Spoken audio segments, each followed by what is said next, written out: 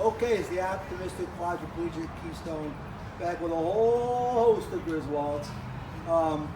Just introduced out at the end is Don Pritchard, who I technically went to high school with, but believe it or not, that guy's a couple years older than me. Right. Hard to believe. His little sister was actually my science partner in a high school class. Sean Hopper, who I've known just about forever. We went to different middle schools until, did you come over in 7th grade? 8th grade. 8th grade? Okay.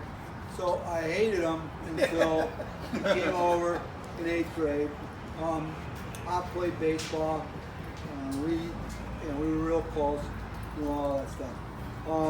Next is Dave Bubba Smith, who I may have known the shortest of all you guys. That was, I knew you through Golf League, right? You joined the Golf League? Joined Griswolds-The. And when you guys moved over to Fox Hills. Okay. And Bubba's a great big Lions fan and a Spartan fan, so I keep in touch with him. Nobody else. Next to me is Jeff Barnes, who I also met through the Golf League, but older on. Like, it was like your Golf League, I think, that we joined. That's correct. Back in the Braybird days. Yep.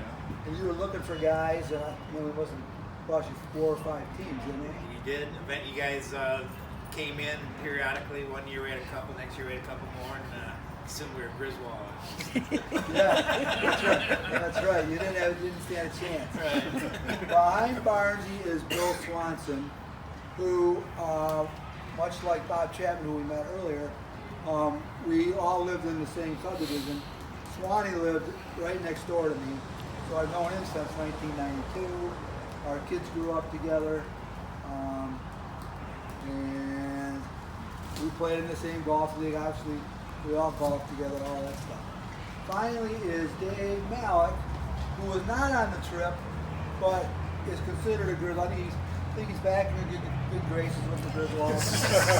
He was a Griswold for a long time. Original. That's original. Probably not.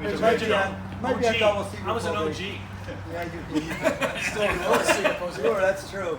And I knew Dave again since middle school. Was it high school? You went to Catholic. It was high school, but we met in the All-Star game, the 11-12, when we were 11 and 12. It's the first time I met you. No kidding.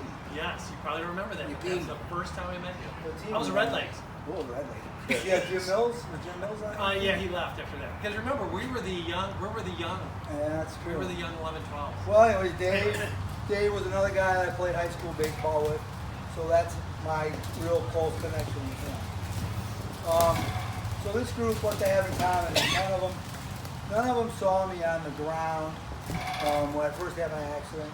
They were all in various places in the hotel, either going to dinner, eating dinner, whatever.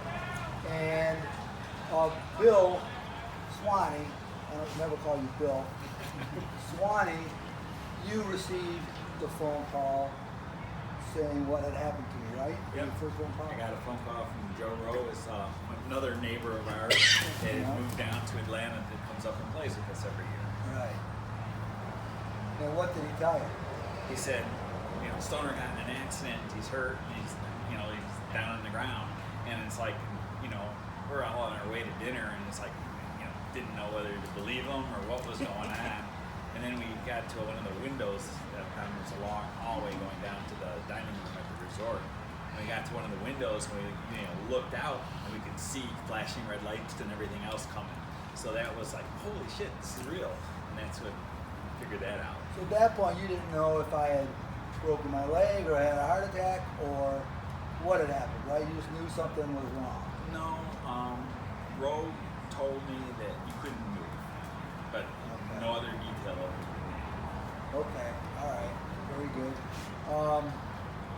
So you had the honor of spreading the word then, right? Yep. So now I don't remember who was all there, but it's like there were a couple people already in the dining room, and 2 or 3 of us on our way there. And so what would you say? Hey, everybody, put down your noodles. Stoner's in an accident. Or what would you do? He texted us, because I got a text from Yeah. a small group, whatever it was. And then I remember sitting there reading it going, Right. is this real? He said, Stoner's on his way to to the hospital at that point. Oh, okay. He's been hurt. He's on his way. You know, Right. Yeah, to the hospital. Like, what? Right. Yeah. So yeah. It was- Huh. yeah. Okay, so everybody got the word at once then. And then, Different people were showering and Yeah. congregating towards the diner. right. But we're matriculated as people were going to the diner. So, what was the reaction? I mean, there was 4 people that were at the hospital. So were you guys contacting them, or you just sitting back and wondering, or was it like a big feel sorry for Keith thing, or what? It was like, to me, it was like, how did this? It was shocked. surreal. I mean, it was like, I don't. Well, and I were talking. I just saw him. I mean, how did this happen? What it was? Here we are here at the dining room. It's like it was surreal. Like, how did this happen? Do you remember walking back over there with Joe Rowe later on that night, showing us what we thought had happened, Okay. where it happened. Right. And there was a lot of pacing up and down the hallway that night. Right. Just Like wanting how to the beg timing for was. information. Yep. So I was in surgery. I think the accident happened by 8 o'clock, and I was in surgery by 12 or 12:30. Out of surgery about 6:30 that next morning.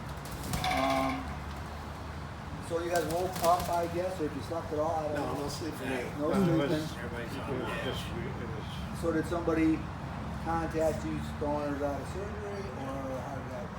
Yeah. It was, I think it was Chappie. Somebody, Yeah, he was kind of keeping us well informed to what had happened throughout the events of the evening and after surgery and what have you. And, yeah, there was not much sleep that night. A lot of somber times. Yeah. And then I you text Chappie, and Chappie was my go-to, and then their go-to. Right. Right, and then he spread the word to everybody. Gotcha. Most everybody was up. So apparently, it was a pretty easy decision to say we're not going to play our round of golf that day. And I guess Chappie contacted the resort, and they gave us some money back. And you guys all gave me all the prize money. We all put like $100 in. You guys gave Sarah all that prize money because she left with the clothes on her back, 4 hours from home. And so, I appreciate that generosity. But I think that's the kind of group we are. We would have done that for any of us, and I really appreciate it. So, were you able? You never were able to visit me in the hospital. You were able to come to the rehab hospital, or what? We all came the next morning. Yeah. Next morning. They wouldn't let you in. Just they in weren't. small groups. Right, they told some of us to stay back. Yeah. Only 2 at a time could Right. go in. And so, how bad did it look? Did it make you feel better or feel worse? Because I've got a ventilation tube in, I got a power line. I'm sure I had a lot of tubes in me. Did that make you? Did you walk away feeling worse or better? I don't know if it was worse or better, more than kind of just heartache, and what had happened. And yeah, of course, we're feeling terrible about what happened to the fellas, and it was, like I say, it wasn't worse or better. It was just kind of the continued shock and disbelief Right. of what had happened. And then you guys all came up and saw me in the rehab hospital. I was only there for like 9 days, but you guys all came up, and that was great. I was in the ventilator tube for like 2 days, but as soon as I came off it, Sarah and I talked, and we said, this is going to be a positive experience. We're not going to feel sorry for each other. So we're going to make this positive. And I'm always trying to make sure you guys know good things in my life, keep posting on stuff I do well, and just being your friends and your senses of humor. The same reasons I loved you guys before is why I love you guys still. Like we just talked about with the last group, you gotta have a thick skin, and you better have a quick reply in this group, because you're gonna get torn apart otherwise, right? And then the other thing we learned is, we're 50 years old, and maybe we were it wasn't cool or whatever, but now we know it's okay to tell your buddy that you love him. And I think a lot of texts you send now, and I love you, but never did before. Well, on a personal note, from my experience that day, we had golfed together, and as an observer watching you and Gil had the time of your life because Dave and I couldn't do anything right to advance our own cause. But you know, afterwards up on the hill there, you know, you came to me and you said, "Hey Barnes, I love you like you know, one of these brothers that you've been around forever." And we hugged, and I told you I love you back, and it really says a lot about the friendship and the love we have for one another. And it made me feel very good that day. And then you know, that's when that I recall that we jumped on the car and drove over to Gil. Right. And Yeah. it makes me feel good to be proud of such a group of men that they care so much for one another. Yeah, we're meeting here pretty close to my house. You guys all had to drive 45 minutes to an hour, and I appreciate that. Just at the call, we get together a few times a year, and a lot of text action and things like that. I didn't want to leave Dave Smooth Mount out. Call him Smooth because his swing is so damn smooth. We hate you for it. But Still do. you may have seen some videos that I just posted recently of those ugly shoes I had that my great niece had to bring up, and Dave came up, and he's kind of a shoe aficionado. I don't know how many shoes you own with a lot. And he said, this can't happen, this cannot be. And he brought me up a sweet pair of Pumas, which you can see in some of the videos, like when I'm walking on that local map. Right, yeah. I've got those on. So that is compliments of Smooth Mountain. So anyways, I want to say, for the record, I love you guys. Thanks for being here today. Thanks for doing this for me. And I want to get the word out that, you know, this is a positive experience. And if you're down in the dumps, or you've got somebody that needs talked to, or a group that needs talked to, I would gladly tell them my story and maybe make them feel better about it. But thanks, guys, and I love you. You too, man.